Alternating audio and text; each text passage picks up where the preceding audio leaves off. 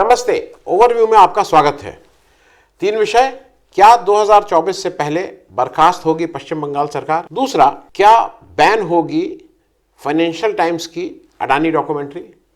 और तीसरा, supreme court क्या justice delayed is justice denied भूल गया है?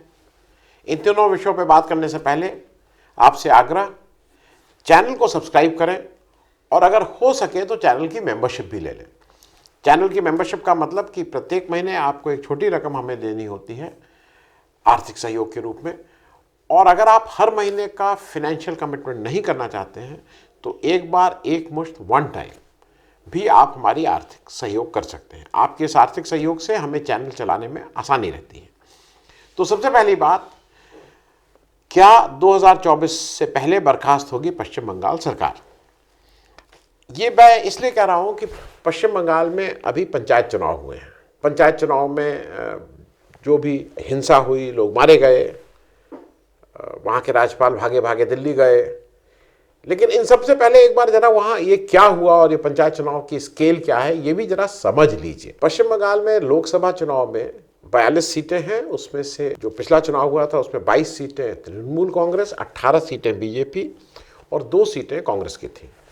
तो 18 और 22 का मतलब वहाँ काफ़ी बैलेंस्ड वो था। मतलब 19-20 की लड़ाई ज़रूर थी, लेकिन ये नहीं था कि अनमैच्ड।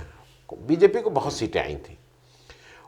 उसी के बूते पे बीजेपी को लगा कि वो विधानसभा चुनाव जीत जाएगी, और वहाँ पे बीजेपी का जो टॉप ब्रास था, वहाँ पे अमित शाह साहब ने बहुत विजिट किया, बहुत लोगों के पास गए, मतलब वहाँ धनखड़ साहब को लगाया गया, ये सब कुछ किया गया। और फिर मोदी जी का वो फेमस दीदी ओ दीदी किया गया। मोदी जी खूब घूमे, लेकिन वहाँ विधानसभा चुनाव में बीजेपी को मुंह की खानी पड़ी और ममता बनर्जी पहले से भी ज़्यादा मैंडेट के साथ वापस आए। अब ये पंचायत चुनाव हो रहा है। ये पंचायत चुनाव आप जो भी गांव से जिनका बहुत ताल्लुक नहीं है, 3 टियर होता है, त्रिस्तरीय होता है। उत्तर प्रदेश में भी त्रिस्तरीय, जहाँ पे भी पंचायत राज चुनाव होगा त्रिस्तरीय होगा। तो वहाँ पे कुल ग्राम पंचायत की सीटें हैं 63,229, 63,229। फिर पंचायत समिति, हम लोग यहाँ जो बीडीसी मेंबर बोलते हैं या ब्लॉक बोलते हैं, वहाँ पंचायत समिति हैं, उसकी सीटें हैं 9,730। और वहाँ जिला परिषद है 928 सीटें हैं। वहाँ कुल 22 जिले हैं, 20 जिलों में जिला परिषद है, और दार्जिलिंग और एक और जिले में वहाँ पे जिला परिषद, मतलब ये नहीं है क्योंकि वो टाउन एरिया, वो शहरी इलाके। तो अब 5 करोड़ वोटर हैं, और कुल इन 74,000 सीटों के लिए जो नामांकन किए करीब 2,36,464, 2,36,464 पीपल ने कैंडिडेट्स बने, और जो ये टोटल सीटें थी करीब 74,000 थी। कुल पोलिंग बूथ करीब 66,000। चुनाव 8 जुलाई को था, और मतगणना आज है, आज 11 जुलाई को, और ऐसी उम्मीद है कि अभी 2 दिन तक और चलेगी। तो लंबी मतगणना होती है, करीब 2-3 दिन चलने की बात है। ये जो पोलिंग हुई है, चूंकि ये जितने चुनाव होते हैं उसका एक चीज़ समझ लीजिए, ये बहुत ही मैन टू मैन होते हैं। हर आदमी हर एक को जानता है। प्रधानी का चुनाव है, पंचायत सदस्य का चुनाव है, हर आदमी हर एक को जानता है, उसी गांव में रहना है, चुनाव से पहले भी रहते थे चुनाव। तो ये चुनाव बहुत ही क्लोजली फॉट होते हैं, और इस चुनाव में इस बार वोट करीब 80.71%, करीब 81% लोगों ने आके यहाँ वोट डाला था। अब इंडिया टुडे का एक ब्लॉग है, कई जगह ये सब है कि डेट ऑफ पोल अनाउंस, जिस दिन से पोल अनाउंस हुआ है और अब तक करीब 37 लोग मारे गए हैं, और पोलिंग वाले दिन, जिस दिन पोलिंग थी 8 जुलाई को, करीब 18 या 19 लोग केवल उस दिन मारे गए हैं। इसमें से ज़्यादातर जो लोग मारे गए हैं ना, उसमें सबसे ज़्यादा बड़ी तादाद तृणमूल कांग्रेस के वर्कर्स की है। कांग्रेस और सीपीएम है, और बीजेपी का शायद एक व्यक्ति मारा गया।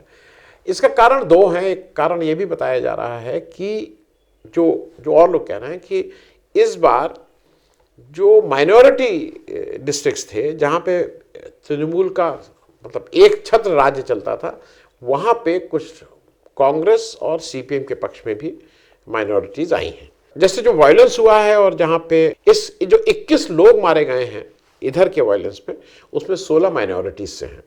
और ये Murshidabad, Malda, north and south Dinajpur, north and south 24 Pargana और बर्दवान में है। ये सब वो जिले हैं जहां पे 30% से ज्यादा मुस्लिम आबादी है। अब एक चीज और हुआ कि जब 8 जुलाई को ये हुआ तो रीपोल ऑर्डर किए गए करीब 696 बूथ्स में, और उसमें जो जो टोटल था उस रीपोल के बाद जब आज सुबह गिनती शुरू हुई है, उससे पहले एक चीज़ और आपको बता दूं कि 2018 के पोल जो हुए थे, लास्ट पंचायत पोल, उसमें जो ग्राम पंचायत की सीटें थी उसमें 90% से ज़्यादा तृणमूल कांग्रेस को मिली थी, और जो 20-22 जिला परिषद है वो सब तृणमूल कांग्रेस जीती थी। ये ज़्यादातर जगह होता है रूलिंग पार्टी ही जीतती है, क्योंकि रूलिंग पार्टी का हर जगह, आपने यूपी में देखा, यूपी में तो खैर घर से ही नहीं निकलने देते हैं, या कई जगह अब तो ये नया ट्रेंड शुरू हो गया है कि दूसरे के वोटर को घर से ही मत निकलने दो। तो वहाँ पे जनरली रूलिंग पार्टी का ही वो रहता है, क्योंकि जो स्टेट मशीनरी है वो भी रूलिंग पार्टी के साथ ही इसमें आ जाती है। यहाँ पे क्या दिक्कत हुई है कि स्टेट इलेक्शन कमीशन और ने सेंटर से सेंट्रल फोर्सेस मांगी थी होम मिनिस्ट्री से, खास करके सीआरपीएफ। अब सीआरपीएफ आए, लेकिन इतना उसके बाद भी वायलेंस हुआ, तो दोनों लोग एक दूसरे को ब्लेम कर रहे हैं। स्टेट कमीशन कह रहा है कि हमने जितना मांगा था उन्होंने दिया नहीं, सीआरपीएफ कह रहा है कि हमारी तो टुकड़ियां वहां थी लेकिन हमें बताया ही नहीं गया कि कहां जाना है। इस तरह का ब्लेम गेम चल रहा है। अब जो रनअप जो है इस पूरे उसके पोलिंग का, उस पर बहुत सी जगह पे हमारे गवर्नर साहब भी पहुंच रहे हैं। अब गवर्नर साहब का थोड़ा एग्जीक्यूटिव वाला काम नहीं होता है, उनका सरकार में मतलब एक एक जगह जाके सरकार चलाने का काम नहीं होता है, लेकिन वो पहुंच रहे हैं और वो कह रहे हैं कि मैं फैक्ट फाइंडिंग मिशन पे जाता हूं और मैं कोई फॉल्ट फाइंडिंग मिशन पे नहीं जाता हूं। फिर उनका एक स्टेटमेंट अभी आज कल आया है कि मुझे बंगाल की जमीनी हकीकत मालूम है, मैं सरकारी हवाई रिपोर्ट नहीं मालूम है, मतलब सरकार को हवाई मालूम है, गवर्नर साहब को जमीनी हकीकत मालूम है। अब जैसे ही हुआ तो वो दौड़े दौड़े सोमवार को दिल्ली पहुंच गए, अमित शाह साहब से मिले। फिर वो एक तरफ ये भी कहते हैं विल ऑफ द पीपल और इस तरह से वायलेंस नहीं होना चाहिए इत्यादि इत्यादि, बात वही सब करते हैं जो अगर आप देखिए और आंख बंद कर लीजिए तो सब बीजेपी जैसे अभी महाराष्ट्र में करा रही है, विल ऑफ द पीपल, वहाँ किस तरह से उसका सम्मान रखा जा रहा है इत्यादि इत्यादि, वो सारी ये सब बातें कहते हैं।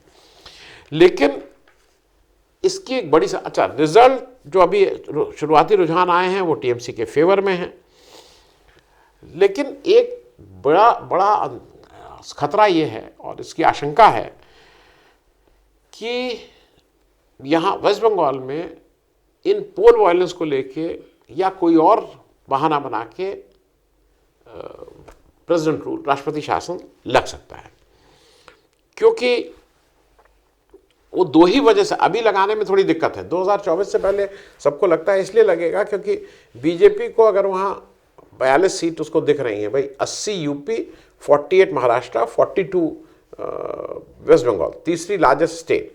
अगर बीजेपी को सब सीट से ही सारा कुछ उसके डिसीजन मेकिंग होती है, वहीं से पावर होता है। अभी करने में एक ही दिक्कत है, मणिपुर में इतने लोग और रोज मर रहे हैं और वहां ये राष्ट्रपति शासन नहीं लागू कर रहे हैं, और ऐसे में वेस्ट बंगाल में लागू करेंगे तो अब वो मालूम नहीं, बीजेपी कुछ भी कर सकती है, लेकिन वो थोड़ी एक दिक्कत है। लेकिन आशंका इस बात की जरूर है कि बीजेपी 2024 के इलेक्शन से पहले जिस तरह से वो जहां पे हो सकता है वहां तोड़ रही है, यहां तृणमूल कांग्रेस को तोड़ तो नहीं पाएगी, तो वहां राष्ट्रपति शासन लगाने की संभावना से इनकार नहीं किया जा सकता है। अब दूसरी बात, कब बैन होगी फाइनेंशियल टाइम्स की अडानी डॉक्यूमेंट्री? अब ये सब जब चल रहा था तो फाइनेंशियल टाइम्स ने एक अडानी जी पे एक डॉक्यूमेंट्री बना दी। वो आप डॉक्यूमेंट्री देखिए, उसका लिंक मैं दे दे रहा हूँ। अभी वो डॉक्यूमेंट्री बैन नहीं हुई है, अभी उसको देखना अपराध नहीं है। नहीं तो कुछ ऐसी भी डॉक्यूमेंट्री अडानी जी या गुजरात पे या कहीं कहीं आई है जिसको बैन कर दिया गया और देखना अपराध है। तो अगर आप अभी देख लेंगे तो ये कहा जाएगा कि अगर आपने मान लीजिए पहले देखा है तो फिर उसको अपने दिमाग से रबर लेके मिटा दीजिए, इरेज कर दीजिए। तो आप कह दीजिएगा इरेज कर दिया है। आप इरेज हो ना हो, लेकिन आप मुंह से तो कह ही सकते हैं कि हमने इरेज कर दिया, हमने उसकी लेकिन अभी तक जब तक वो बैन नहीं हुई है तब तक आप उसको देख लीजिए। उन्होंने अडानी स्टोरी का जो बताया कि अडानी जी का खास करके वो 24 जनवरी जो हिंडनबर्ग की रिपोर्ट है वहाँ से वो उसको शुरू करते हैं और ये भी बताते हैं कि जो 3 नंबर पे दुनिया का 3 नंबर का सबसे अमीर व्यक्ति था वो कैसे अब 20 के नीचे आ गया है। उसमें बहुत से लोगों का इंटरव्यू है, बहुत से वो है, उसमें वो खास करके कहते हैं कि इंडिया में ये स्टोरी है कि हु यू नो, आप किसको जानते हैं, ये उसकी स्टोरी है। उसमें मोहनदास पाई का भी है। मोहनदास पाई ये प्रश्न उठा रहे हैं कि इतना ज़्यादा बैंक लोन है जो इंडिविजुअल को नहीं मिल सकता, वो कैसे हो सकता है। उसमें एक निर्मलय कुमार हैं सिंगापुर यूनिवर्सिटी के, उनके कुछ प्रश्न हैं। और फिर उसमें बहुत सी रिपोर्ट्स हैं, बहुत सी चीज़ें हैं कि ये कैसे हो रहा है, क्या हो रहा है। एक चीज़ उसमें जो खास करके कही गई है, उसमें कहा गया है कि हिंडनबर्ग की रिपोर्ट जो है वो कुछ फंडामेंटल क्वेश्चंस इंडिया में उठाती है और ख़ास करके इन्वेस्टिंग इन इंडिया को लेके कि हिंदुस्तान में ये ठीक है कि नहीं कि इन्वेस्ट करना, क्वेश्चंस। और वो ये भी कहता है questions regarding the integrity of Indian institutions like SEBI and ED, ये प्रश्न उठाए जा रहे हैं। इंटीग्रिटी ऑफ बिजनेस पर्सन, देखिए ये सारी चीज़ें वो हैं जो विदेशी अगर आपके यहाँ आ रहा है तो ये सारी चीज़ें देखना चाहेगा। फिर आकार पटेल भी उसमें कुछ बोल रहे हैं। फिर वो बता रहे हैं कि rise of Adani is directly link to Modi ji, और वो उसका एक मैट्रिक्स बना के बताते हैं कैसे मोदी जी आए, कैसे फिर इनकी कंपनी इनकॉर्पोरेट हुई और कैसे कैसे वो भी बना रहे हैं।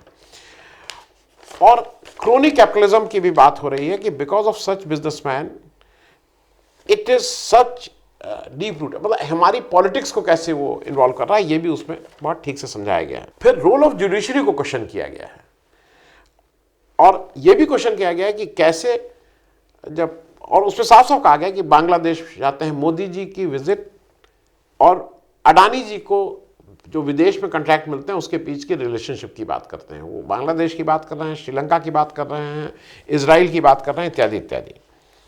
फिर वो अडानी ग्रुप की बात करते हैं कि एस ग्रुप को नहीं है, क्या क्या कैसे करते हैं, उसके डिटेल अगर आप समझना चाहिए कि अगर अडानी ग्रुप में क्या क्या है तो वो आप देखेंगे तो आपको समझ में आ जाएगा। फिर वो बिजनेस स्ट्रैटेजी की बात करते हैं कि ये जो अडानी जी हैं वो कैसे उन सेक्टर्स में जाते हैं जो रेगुलेटरी हो, जो सरकार जिसको चलाती है, और जहाँ पे मिनिस्टर ऐसा हो जो इन्फ्लुएंस कर सकता हो डिसीजन। और ये भी उसमें साफ है कि हिंडनबर्ग की रिपोर्ट से पहले इट वाज ओवर वैल्यूड, और फिर कैसे उसमें सरकार का पैसा लगता था। फिर कुछ क्वेश्चंस हैं, वो क्वेश्चंस ये हैं closeness to the prime minister, freedom of press, क्योंकि उसमें यह भी कहा गया है कि अडानी जी की एक खास आदत थी कि वो जो कोई वो करे तो मानहानि का मुकदमा करके वो प्रेस का मुंह बंद करने की कोशिश करते थे। फिर हिंडनबर्ग की उसी रिपोर्ट का जो मूल प्रश्न हिंडनबर्ग ने उठाए थे वो यहाँ भी उठाए गए हैं, stock market manipulation and accounting fraud.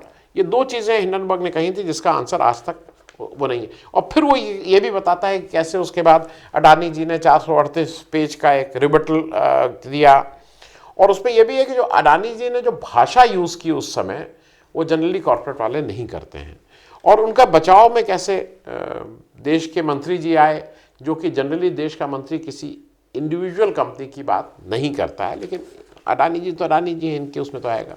फिर वो राहुल गांधी की बात करते हैं कि राहुल, और ये भी कहते हैं कि राहुल गांधी ने लोकसभा में जो एलिगेशंस लगाए वो कहता है सरप्राइजिंगली इट वाज एक्सपंज्ड, वो कहता है कि कैसे उसमें निकाले। दुनिया देख रही है आपके यहाँ क्या हो रहा है, क्योंकि फिर वो ये भी बताते हैं कि राहुल गांधी को उसके बाद कैसे he was convicted of making a defamatory speech.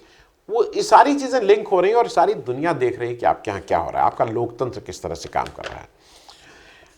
और एक किसी वक्ता ने भी कहा है कि हिंदुस्तान में जो गवर्नमेंट है वो फंक्शंस विथ ओपेसिटी, वो पारदर्शिता नहीं है, ट्रांसपेरेंट नहीं है। फिर वो एक चीज़ ये भी कहते हैं कि टाइमिंग ऑफ हिंडनबर्ग रिपोर्ट, उसने कहा बिल्कुल उसकी करेक्ट टाइमिंग थी जब अडानी जी अपना एक शेयर 20-22 हज़ार करोड़ का ला के मार्केट में उसमें निवेश कराने के चक्कर में थे सरकारी संस्थाओं इन सब से, तब उसने किया। तो उसने कहा वो टाइमिंग का उसमें एक मतलब है। फिर एक चीज़ और भी वो कहे हैं कि जो इंडिया स्टोरी की बार बार बात होती है उसमें महुआ मैत्रा का भी इंटरव्यू है, सबका है कि डेमोक्रेसी का में इम्पॉर्टेंट यह है कि जो पिलर्स ऑफ डेमोक्रेसी हैं उन इंस्टीट्यूशंस को फंक्शन करने दिया जाए जो हमारे यहाँ दिक्कत हो रही है। फिर वो कहते हैं कि एक और समस्या हिंदुस्तान में है, कंसंट्रेशन ऑफ वेल्थ। एक चंद हाथों में जो वेल्थ है, खतरा ये बताते हैं उसके जो पत्रकार हैं उनको, उनके हिसाब से खतरा ये है कि ये कहीं स्टोरी ऑफ रशा ना हो जाए। स्टोरी ऑफ रशा ये है कि wealth in few hands on the expense of nation. राष्ट्र के मूल्य पे कुछ लोगों के हाथ में पैसा आ जाना, इसका खतरा वो बताया जा रहा है। अब हम तीसरी बात कर लें, सुप्रीम कोर्ट क्या justice delayed is justice denied भूल गए हैं। ये एक बहुत पुराना चीज थी कि justice delayed is justice denied इत्यादि इत्यादि, लेकिन सुप्रीम कोर्ट का इधर कुछ फैसले ऐसे आ रहे हैं जो समझ में नहीं आ रहे हैं। दो फैसलों की आज बात कर लें, एक तो 370 वाले और एक ईडी के जो डायरेक्टर संजय मिश्रा साहब है, उन दोनों की। 370 पे करीब 4 साल बाद, देखिए अगस्त 2019 में 370 वहां से हटाई गई थी, करीब करीब अब जुलाई हो गया है, अगस्त में 4 साल हो जाएगा, करीब 4 साल बाद अब वो हेयरिंग के लिए आया है। आज सुप्रीम कोर्ट ने ये कहा कि अब 2 अगस्त से एक कॉन्स्टिट्यूशनल बेंच ऑफ 5 जजेस headed by CJI day to day इसकी हेयरिंग करेगी। उसमें यह भी कहा गया है कि 27 जुलाई तक जिसको अपना डॉक्यूमेंटेशन, कंपाइलेशन, रिटन स्टेटमेंट देना है वो सब दे दीजिए, उसके बाद ये नहीं माना जाएगा। फिर एक और चीज जो अभी कल परसों सेंट्रल गवर्नमेंट ने एक लेटेस्ट एफिडेविट दिया है, उसको सुप्रीम कोर्ट ने कहा कि of government will not be, उसको उस पर हम लोग कोई बातचीत नहीं करेंगे, क्योंकि वो कुछ अजीब सी बातें करती हैं कि वहाँ बहुत अच्छा हो गया, वो क्वांटिफाई नहीं करता। उन्होंने कहा हम केवल कॉन्स्टिट्यूशनल मैटर पे बात करेंगे जिस पे ये बहस होनी चाहिए। करीब 20 पिटीशन हैं सुप्रीम कोर्ट में कश्मीर में 370 हटने पे, सबको एक साथ सुनने की बात है। कहना सिर्फ ये है कि 4 साल बाद अगर आप सुन रहे हैं तो आप क्या जजमेंट देंगे? क्या आप ये जजमेंट दे सकते हैं कि धारा 370 हटाना वहाँ गलत था? क्योंकि ये क्वेश्चंस वो उठाए जा रहे हैं, क्वेश्चंस ये उठाए जा रहे हैं कि वहाँ पे जब विधानसभा नहीं थी तो क्या गवर्नर को विधानसभा माना जाएगा? बहुत बेसिक कॉन्स्टिट्यूशन के क्वेश्चंस उठाए जा रहे हैं। क्योंकि कहीं आप वही ना कर दीजिए जो महाराष्ट्र में आपने किया था। आपने कहा था कि जो राज्यपाल हैं उन्होंने गलत निर्णय किया, उनको ऐसा नहीं करना चाहिए था, लेकिन उस गलत निर्णय की सरकार को आप चलने दिए। तो आप इस तरह के ऑब्जर्वेशन कर दीजिएगा और फिर वो चलता रहेगा। आज ही एक महत्वपूर्ण निर्णय और आया, और मैं उसको इसलिए कह रहा हूं कि डायरेक्टर ऑफ ईडी जो है हमारे संजय कुमार मिश्रा जी, उनका जो 3rd टर्म का एक्सटेंशन था उसको सुप्रीम कोर्ट ने इनवैलिड बताया है। The term used is invalid. अब जरा इसका सफर समझ लीजिए ये क्या है। लेकिन यह भी कहा है कि वो 31 जुलाई 2023 तक फंक्शन करेंगे।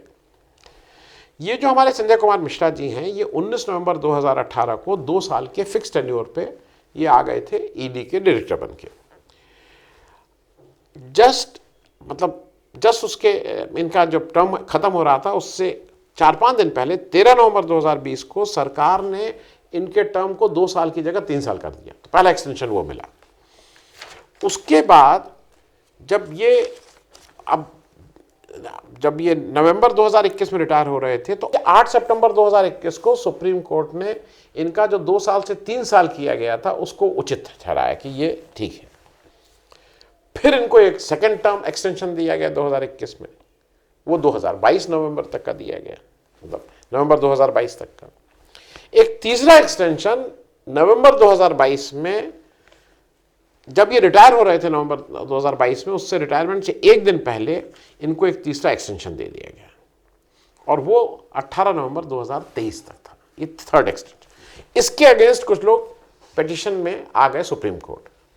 12 दिसंबर को सुप्रीम कोर्ट ने सेंट्रल गवर्नमेंट से पूछा कि इनको तीसरा एक्सटेंशन क्यों दिया गया है, जो रिट थी उसके अनुसार। नवंबर में एक्सटेंशन मिला तीसरा, दिसंबर में 2022 में पूछा गया सेंट्रल सरकार से कि क्यों दिया गया, एक्सटेंशन 1 साल का था। आज 11 जुलाई को 7 महीने बाद करीब सुप्रीम कोर्ट जजमेंट देता है कि नहीं, दिस वाज इनवैलिड। और इनवैलिड होने के साथ भी वो कहता है कि नहीं, 31 जुलाई तक ये कंटिन्यू करेंगे। एक इनवैलिड एक्सटेंशन जो 19 नवंबर 2022 से व्यक्ति इनवैलिड काम कर रहा है, उसको जब आपकी कोर्ट में वो दिसंबर में आया था तो आप उसको 7 महीने तक आप ऐसे ही कुछ सुने ही नहीं उस पर, और अब आप उसको इनवैलिड कह रहे हैं जब वो 8 साढ़े 8 महीने का ऑलरेडी टेन्योर खत्म कर चुका है, 3 साढ़े 3 महीने का बाकी है। मतलब ये जस्टिस डिलेड है, ये क्या है? ये आम आदमी, क्योंकि आप भी खुश, आप भी खुश, आप भी खुश, जनता भी खुश, मतलब ये are we playing for galleries? अगर वो इनवैलिड है तो इनवैलिड वो 19 नवंबर को भी और 2022 को भी इनवैलिड थे। तो ये कहने में झिझक क्यों है? उनको आज से क्यों नहीं कहा गया कि नहीं, यू आर इनवैलिड, आज से फंक्शनिंग खत्म, आप नहीं काम करेंगे 31 जुलाई को? क्योंकि 31 जुलाई तक आपने काम क्या किया? अब अगले 20 दिन में जो जो फाइल आइल पूरी करनी है, जो जो बैक डेट में करना है, सब किया जाएगा। ईडी जिस तरह से फंक्शन कर रही है वो सबको पता नहीं है क्या देश को? तो थोड़ा सुप्रीम कोर्ट मेरे हिसाब से justice delayed is justice denied, मतलब मेरा अपना ऑब्जर्वेशन ये है। थैंक यू सो मच, धन्यवाद।